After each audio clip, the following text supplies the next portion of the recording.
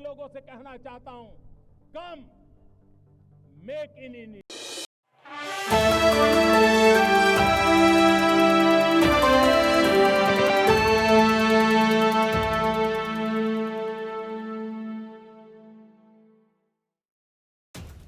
उच्चतम न्यायालय ने मंगलवार को योग गुरु रामदेव, उनके सहयोगी बालकृष्ण और पतंजलि आयुर्वेद को भ्रामक विज्ञापन मामले में सार्वजनिक तौर पर माफी मांगने के लिए 1 सप्ताह का समय दिया है। सुनवाई के दौरान रामदेव और बालकृष्ण दोनों मौजूद थे और उन्होंने व्यक्तिगत रूप से शीर्ष अदालत से बिना शर्त माफी मांगी।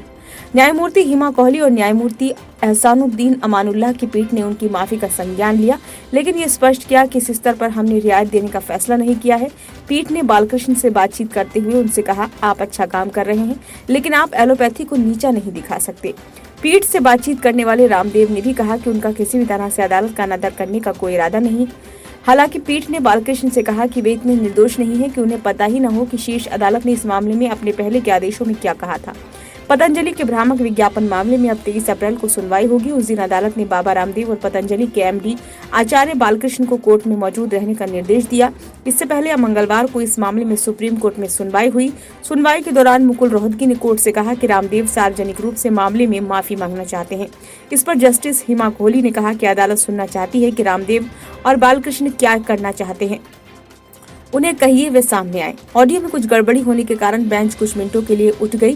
बेंच ने चुटकी लेते हुए कहा, ऐसा मत सोचिए कि ये हमारी ओर से कोई सेंसरशिप है। उसके बाद सुप्रीम कोर्ट ने पतंजलि के भ्रामक विज्ञापन मामले में अब 23 अप्रैल की तारीख तय की है। कोर्ट ने उस तारीख को बाबा रामदेव और आचार्य बालकृष्ण को अदालत में मौजूद रहने के लिए कहा है।